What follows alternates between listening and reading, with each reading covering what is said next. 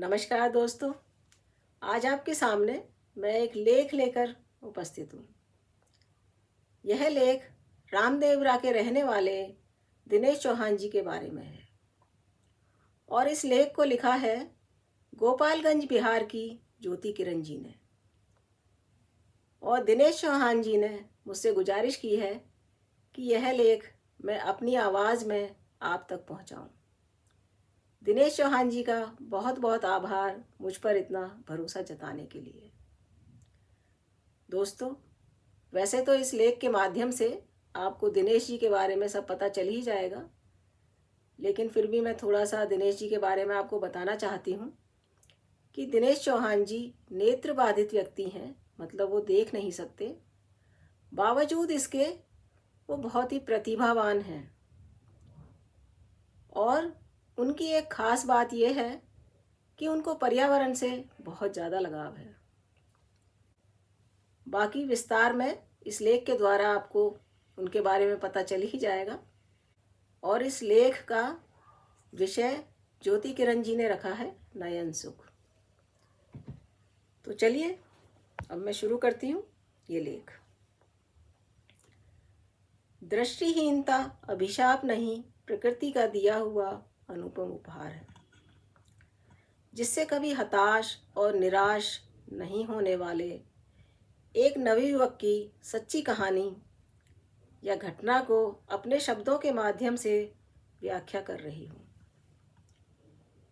इनकी व्याख्या करना उतना ही कठिन है जितना सहज है कुदरत के इस नाइंसाफ़ी को अनुपम उपहार की उपमा देना। मैं बात कर रही हूँ दिनेश चौहान जी की, जो रामदेवरा ग्राम निवासी राजस्थान से ताल्लुक़ रखते हैं। दिनेश चौहान 6वें वर्ग तक अपने क्षेत्र के नज़दीकी प्राइवेट स्कूल में शिक्षा ग्रहण किए हैं। इस शिक्षा के दौरान उनकी अभिरुचि चित्रकारी में थी। बचपन से ही उनका शौक़ रहा है कि चित्रकारी के क्षेत्र में अपने आप को एक ऊंचे लक्ष्य तक ले जाएंगे। लेकिन अचानक कुदरत के न्याय और अन्याय की तराजू में तोले जाने वाले दिनेश की आंखें सन 2005 में 11 वर्ष की अवस्था में चली जाती हैं। इसके पहले यानी जब आंखें थी तो ये जिस व्यक्ति को भी सामने से देखते थे हूबहू उनका सफल चित्रण करने में माहिर कलाकार थे।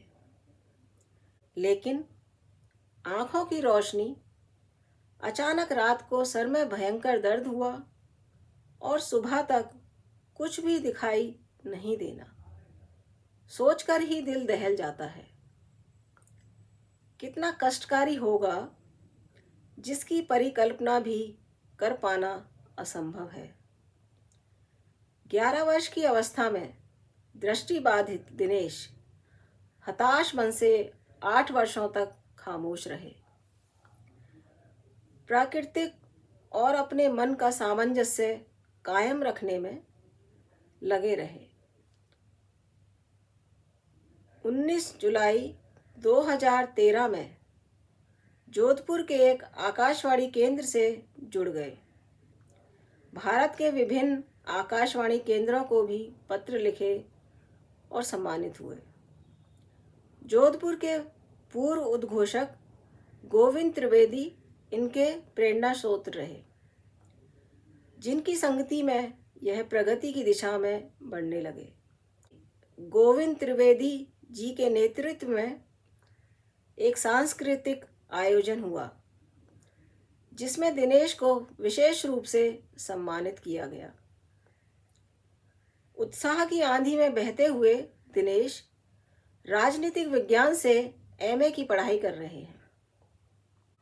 इनको राज्य सरकार की योजना के अनुसार दिव्यांग पेंशन योजना का लाभ मिलता है, जिसका 100% खर्च पशु पक्षियों की आहार, आवास तथा प्राकृतिक पर्यावरण को संतुलित बनाए रखने की दिशा में खर्च कर देते हैं। विभिन्न क्षेत्रों में जाकर अपने जन्म दिवस के दिन या महापुरुषों की जयंती के मुख्य अवसरों पर वृक्षारोपण का कार्य करना तथा वृक्षों की सेवा में अपना विशेष योगदान देते हैं। आधुनिक दौर में दृष्टि के होने के बावजूद लोग प्रकृति की सुंदरता को नहीं देख पाते। दृष्टिबाधित होने के बाद भी दिनेश प्राकृतिक हरे भरे पौधों की परिकल्पना करते हैं। स्वच्छ एवं साफ हवा लोगों को प्राप्त हो, इसके लिए पेड़ पौधे लगाना, जिससे प्राप्त ऑक्सीजन को मनुष्य के निरोगी रहने की दिशा में कार्य करते हैं। जिनका मानना है कि मौत सत्य है, जीवन मिथ्या, इसीलिए अच्छे कर्मों से सबका भला करना ही परम उद्देश्य है।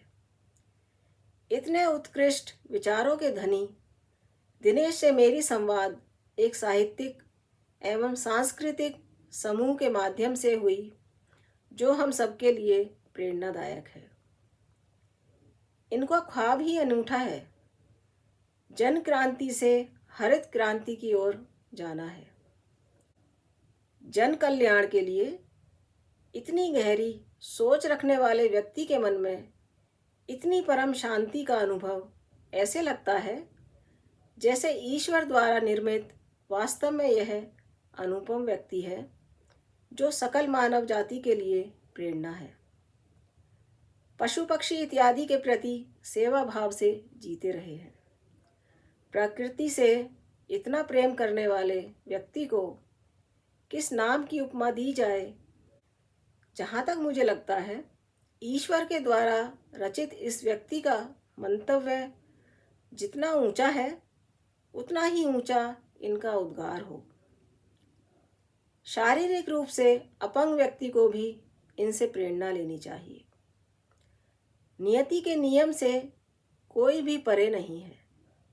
इसके बावजूद विपरीत परिस्थितियों में एक मिसाल कायम करने के लिए हिम्मत और हौसला, जुनून, उत्साह की जो ज़रूरत होती है, वो उनमें है।